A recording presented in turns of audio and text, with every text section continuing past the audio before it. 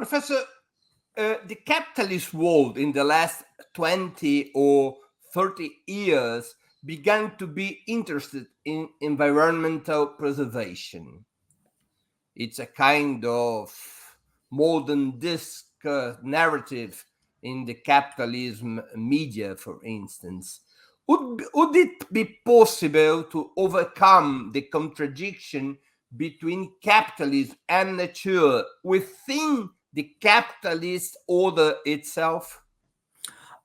So that's what many business people and the capitalist elite believe and or they hope to. The ecological modernization through renewable energy, electric Clean vehicles, energy, green economy, and green other economy, concepts. and green growth is the hope Yeah, of green growth. But the problem is we need to really question whether the further economic growth can be sustainable, especially because when we have to, for example, reduce the carbon dioxide emission uh, to zero by 2050, it means that we have only less than 30 years.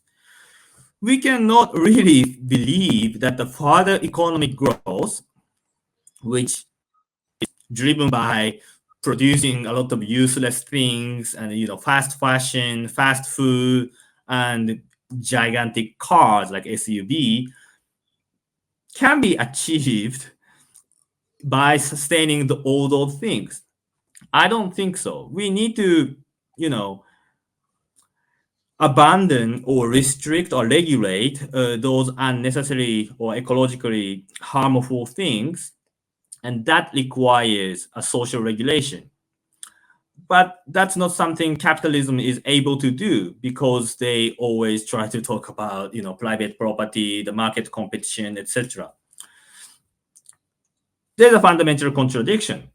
So as long as economic growth is necessary or inherent essential characteristic of capitalism, but when the economic growth is actually what hinders our transition to more sustainable economy, capitalism and sustainability are incompatible today. So I would say that eco-socialism needs to integrate new ideas, that is degrowth.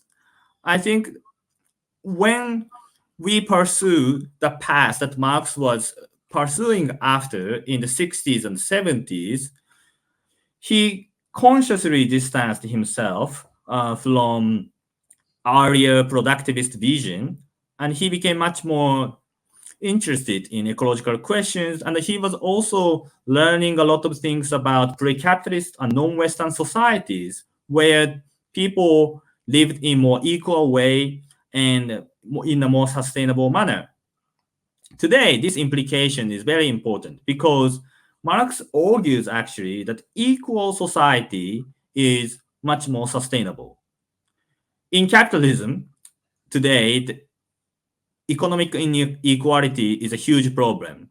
And in fact, a lot of rich people in the global north fly a lot, eat a lot of meat. They even fly with private jet, and they have gigantic houses everywhere, possessing many cars, and they have huge amount of carbon dioxide emissions, right? So if we tax them, if we regulate or prohibit what those people consume, like private jet and the space shuttle or whatsoever, we can have much more wealth to share with other people. We can tax them and use that money for guaranteeing everyone housing and food and other necessary services. These activities, essential activities, are much more ecologically sustainable. So by creating equal society in the means of taxing or regulation and prohibition, etc., we can also establish equal and sustainable society. And this is the path that Marx was actually trying to envision in 1870s and 80s.